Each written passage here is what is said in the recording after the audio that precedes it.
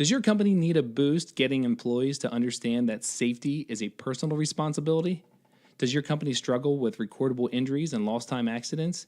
If that's you, give our friends at Wagner Industrial Training Systems a call today at 717-479-1052. Wagner Industrial Training Systems offers a variety of safety and continuous improvement services, including forklift certification and behavioral-based safety training topics that include lockout tagout, machine guarding, PPE, respirable crystalline silica, and countless other topics. Does your company require first aid, CPR, or AED training? Wagner Industrial Training Systems has licensed instructors to cover those topics as well. What would life be like for your family if something happened to you today at work? Give the guys at Wagner Industrial Training Systems a call at 717-479-1052. Also, you can check them out at Facebook at Wagner Industrial Training Systems. All of our Going Yard podcast listeners will get 10% off of their first class just by mentioning that you heard this ad. So call today.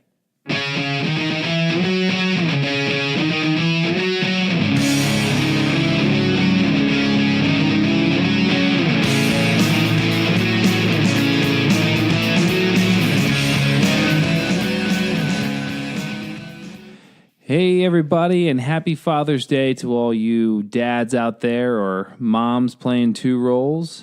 This is a special day for Tyler and I because we're both dads of two amazing ball players. So this is going to be a great episode. Yeah, I got two good ball players and one hardworking high school senior bound girl. So it's very special, very important. Happy Father's Day to all the dads out there spending it out on the sports field with your kids. Hope you enjoy it. That's what I've been doing.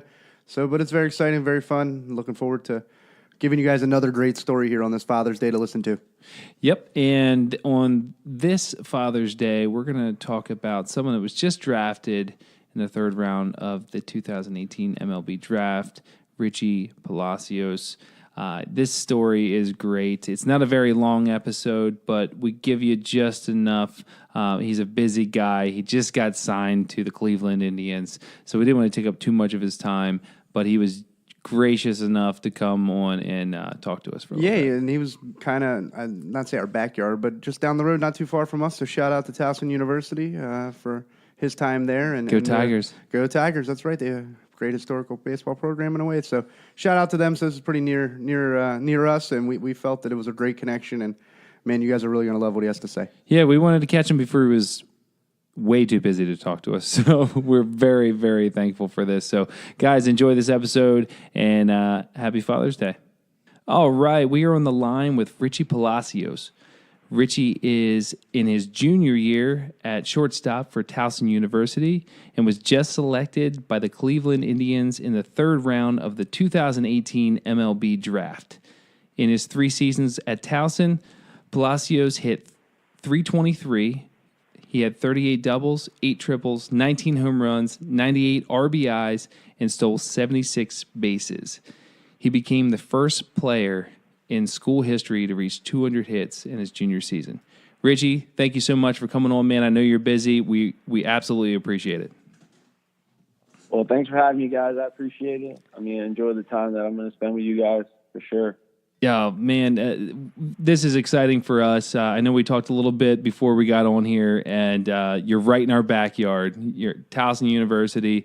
We're just 30 minutes up the road from where you play, and this is really exciting. So first off, want to just say congratulations. Thanks a lot. I appreciate that. Yeah, no problem. It's a long ride. I'm sure, man. All right, Richie, it's Tyler. Really appreciate you. I know it's been a whirlwind. It's a lot of time taken up over the past few days with everything you got going on. Can you, for our listeners who don't know you, can you just jump back a little bit to where you played high school ball at, how you did there, what positions you played, and what ultimately led you to go into Towson? Yeah, I attended Berthy Carroll High School. I played shortstop there for 4 years on varsity. Coach Palacios was my coach for the first 3 years, and then we got a new coach my senior year, Coach Louis Manel. Enjoyed the time there. Great athletic school and extremely good academic school. Then started the process for college around my sophomore, junior year. Got recruited by a lot of Division I schools, but a number of them came with the same complaint, saying I was too small either for their school or for their conference. So I was not able to receive offers from such Division I schools. I knew I could play at that level, so I put my mind to it, worked even harder. And then a couple offers came through just right before signing day, and Tufts University was one of the offers, which gave me the greatest opportunity to play right away, which is what I wanted in Division I school for sure. I didn't want to sit the bench in my first couple years, so after signing with Tufts University, I just had a great chance of playing for Coach Galley for 2 years, and that was a great experience, a great guy, and I just appreciate him for giving me the opportunity and seeing something in me that a lot of other schools didn't see in me. So I appreciate him for that every day. And then this year, playing for Coach Steiner was a great experience. Great guy, and Advance helped me a lot in my path. So I appreciate all the coaches that I've had at Tufts University and high school baseball for sure. Now, going from high school to college, I mean, we've heard a lot of stories of this path, and there's always a similar element to the adjustment that needs to be made going from high school baseball to college baseball. But what was the biggest thing that was kind of stood out for you? What was the biggest adjustment you had to make to be able to play with the Tigers? Yeah, biggest adjustment for me was probably just the game gets a little bit faster. I mean, high school baseball could be slow at times because not all the guys are like extremely good athletes and such. But yeah, the game got a lot faster when I got to school, so I just got to get adjusted to that. But it was great to be able to adjust to that being on the field rather than trying to adjust from a bench standpoint. So just being able to get the opportunity to play helped that pan itself out for sure. Yeah. Now, how much did you use, you're too small, you're not big enough, you're not this, you're not that. How much of that did you use as motivation for your day-to-day work that you put in as a student athlete, whether it's in the classroom or whether it's in the batting cage, in the practice field, taking grounders afterwards before hits? How much did that motivate you every day to prove every one of them wrong? Well, I've been an extreme hard worker since, I was a kid, and I thought I'd pretty much push myself to levels I pretty much thought I could just end that right there. But after hearing that from a lot of schools, just put even added motivation that I didn't even think was there and helped me push myself to levels that I didn't even think I could reach, just to show these people that because I knew I could do something, I wanted to show them that I could do it as well. So I pretty much used all of it, balled it up, and used it as motivation as I played through my college career. Nice. Now, we're gonna have a lot to talk about with this here, but I don't want to just jump out and let's just talk about the Cleveland Indians right now. But you were selected in the 3rd round by the Cleveland Indians, and you have a family legacy going on right now. And I'd like people to know who are listening that may not understand what's going on with this. Can you tell us about how important this is for your family, how important this is for you, and how that experience felt when your name was announced? Yeah, pretty much baseball has been in our blood. And my father's played professionally. My uncle's played in the major leagues for about 3 to 4 years with the Kansas City Royals. So this is pretty much a family tradition. My uncle, my father, they're pretty much the people that have taught me the game, both physically and mentally. And I just got to thank those people. I appreciate them for everything they do and continue to do for me. And then it was just a great family thing just to hear my name called. I was super excited. My family was even more excited because all the sacrifices they have put in for me has finally paid off, and all the hard work that I've put for myself has continually paid off. So, yeah, this has just been a great experience. amazing experience and just a great family atmosphere that's been going on the past week. So that's pretty much where we're at. Now, how has the reception been from your home university there at Towson? How, for most people who don't know, Towson, it's one of the bigger schools in the Maryland area, but maybe on the national stage, it's not very big. It's not very far from all the basketball fans from UMBC, the Retrievers. It's not far down the road from there. But it has a rich tradition in baseball in the area. We've had some really good players go through that school. So how's the reception been on campus? Obviously school's out now, but what's the support been like from them? Extremely supportive. Media directors, the coaches, the students. A lot of people from that university have reached out to me. Even professors that I've had the chance of having class with, they actually reached out to me through email, congratulating me on my accomplishment, and that was pretty awesome. But Towson's been extremely, extremely great for me. The atmosphere, the day I stepped on that campus, I knew I wanted to be there just because the atmosphere, the people are extremely nice, they're welcoming, and they continue to just reach out to me and just ask me any questions, congratulate me, and it's been a great opportunity to be able to say I attended Tufts University for sure. Oh, that's great. That's great. Now, I've read this in this one article written up after you got the announcement that you were selected. You had looked at your phone and you just had so many messages, took you forever to get through them. It sounds like you had a nice outpour of just congratulations and everything like that. That feeling must have been amazing. Yes, for sure. Yeah, man, it's awesome. For anybody, we have a lot, Richie, of high school players, college players in their first year, still trying to figure out their path out there. Who listen to our podcast, and even coaches and parents of kids playing.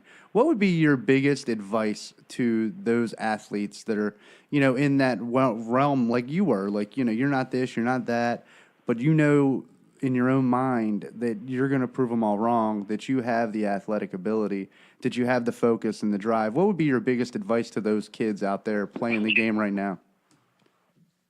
Definitely two things come to mind right away. One is just continue, never let people tell you can't do something, because your mind is an amazing thing. And if you pursue something with all you have and put all the effort in, physically, mentally, if you put all that in and you can do something, there's no way that anyone could tell you that you can. There's no way anyone could stop you from doing that. The mind's a crazy thing. So that would be my biggest advice to kids that want to play professional baseball or basketball, whatever sport it is, that if you put your mind to it and tell yourself every single day that you can do it and put a solid work ethic and continue to just have fun and love the game, that there is no reason that you can't do anything no matter what anyone says. And second would be just continue to work hard. Ever since I was younger, I was considered like some of the best players on my team and stuff, and I've had a lot of guys that were better than me around me on my team or on other teams. But what made the true difference was just the continual work ethic that I put in, the extra hours in the batting cage, the late nights, the early mornings, the hours before practice, on off days, just continually trying to get better. I feel like that has separated me from, the people around me. And that's my big advice. If you put all the work ethic and all your heart into it and it doesn't pan out, at least you knew that you put your all into it and you'll never have any regrets when you leave the game. That's my biggest advice for young kids and anyone that wants to accomplish something great. That's awesome. Yeah, that is awesome, because you hear it all the time. You always hear, come early, stay late. The guy that's there the earliest and the guy that stays the latest is the guy who's the most successful. And it's not just a cliche thing. It's true. Whether it's in the classroom or on the field, or in the classroom, or at field, work. at work. Yeah, it's the same. It's the same thing, and it's a mindset. You got to create the mindset first, and then put in the work. Because you can think about it as much as you want and try to dream this thing up, but if you're not putting the work behind it, the dream is just a dream. So I think, Yeah, so true. I think that's incredible. Now, you've seen many shortstops growing up, whether you were around or you just saw some footage, you heard it from your dad. You've seen many talented players playing in the major leagues. Who was the one that you looked up to the most and you watched and tried to emulate? Who was that shortstop that you always watched? I mean, It doesn't actually have to be a shortstop, just infielder in general.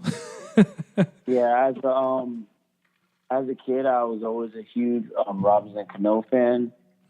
Just like swag and like continue like work ethic that he puts into it. And then when he left, I kind of just grew into loving Didi Gregorius and how he plays.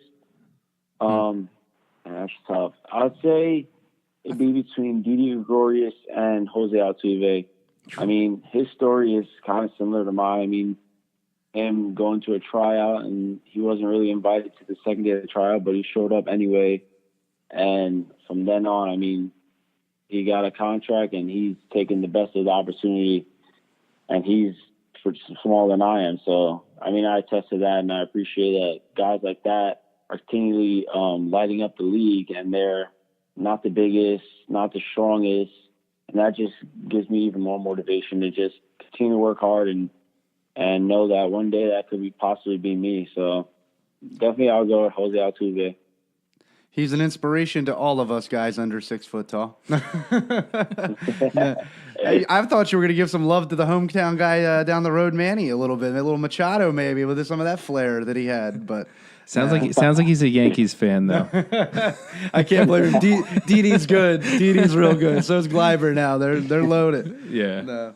But it's been a whirlwind, as we know, and we don't want to hold you up too long. What's the path forward here from you now that you've been drafted? Can you just talk our listeners and the casual person who doesn't really know what goes on for the guy who gets drafted? Yeah, your name ends up, on the TV, on the internet, and you got all these interviews to do. What's the past couple days been, and what's Cleveland got you going to do the rest of the summer, basically? So right after the call, pretty much just right after the call, I just was like enjoying it, got congratulated. Then I actually went to the batting cage about 2 hours later. But yeah, I've shipped out to Cleveland today actually, and I got the chance to just tour the city, tour the stadium. That's what I've done today, and then the next couple of days we're just doing standard tests, MRI tests, X-ray tests, make sure all is healthy, and then I ship out to Arizona, and they have the Cleveland Indians have a program. It's like a welcoming program that they do, and then they're able to just see where guys are at and make their program for the entire summer. And then from there, we'll see what level they send me to, but that's what's going to happen the next week or two. Wow. So when we say we're very lucky to have you on the show, we're very lucky to have you on the show because you just got to Cleveland today, for God's sake. Yeah, no, we really appreciate you taking the time to jump in. And for anybody who doesn't know, it's after 11 o'clock Eastern time that he's talking to us. So, yeah. For everybody out there, this guy is a true character. He's the real deal. He's as good as they come. You're not going to find a better human being probably than this guy, honestly. So we really appreciate you coming out of your way to do this for us and for our listeners, Richie. And we wish you nothing but the best of luck moving forward, buddy. Yeah. Yeah, and also, do you have? Can you tell everybody where to find you on social media so they can follow your career here? Perfect. Instagram is follow me at Richie J, the letter J, Palacios 3. So give me a follow. Thank you guys. I appreciate that. Yeah, no problem, man. We appreciate it. We're definitely going to be following your career, and maybe. I wouldn't say every month, but maybe as your career progresses, maybe we'll just keep in touch with you. And if you get too busy, obviously we won't bother you. But we'd love to have you on again, just kind of give a new perspective since after you started playing and everything like that. I think it'd be awesome. Yeah, I love to do that for sure. Is there anybody out there you want to give a quick shout out to that you haven't thanked yet? You know, that somebody didn't want to write their name down in the paper or something. Is anybody you want to reach out and thank while you can? My parents for sure. That's the first.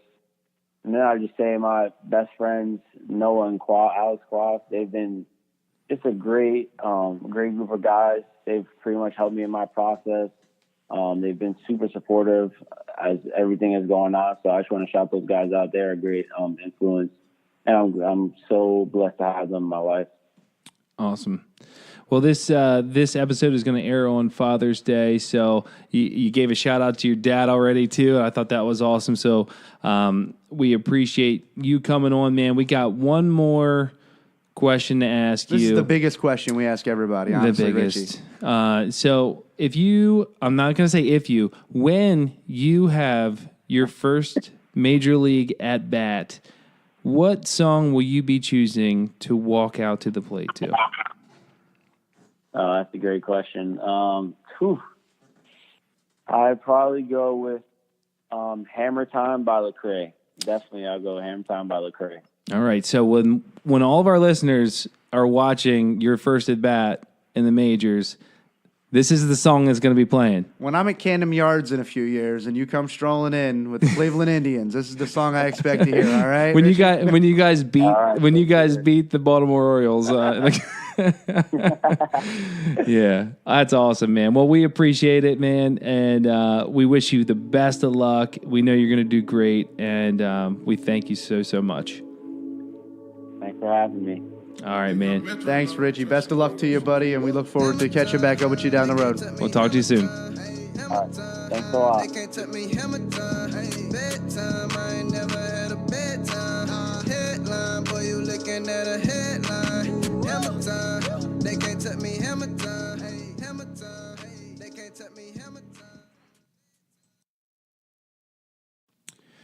Wasn't that fantastic? I love talking to him, and I know we said it in the beginning of the episode. He didn't have to come on. I mean, when we did that interview, it was after 11 o'clock at night. Very, very late. So very appreciative. I really, really hope that we can stay in touch with him and catch up with him again as his career moves on. I'm expecting nothing but the best from this guy. Very, very nice guy.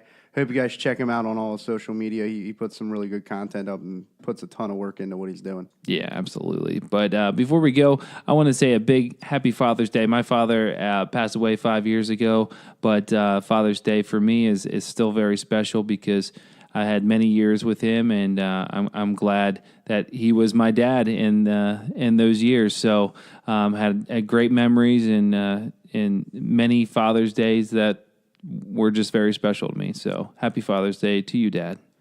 Happy Father's Day to you out there, James Elliott. I appreciate all you've ever done and given to me in my life, and getting to do all the stuff we do together is a big, enjoyment and excitement. And you've passed this love of baseball on to me that you've passed on to your grandkids, and that's why we're in here, me and Dan, doing this every week because we love this game that's given us so much in our lives. So happy Father's Day to everyone else out there too, as well again, and we really appreciate your support. Love you guys. All right. So for Richie Palacios and all the dads out there, I'm Dan. And I'm Tyler. See ya. Later.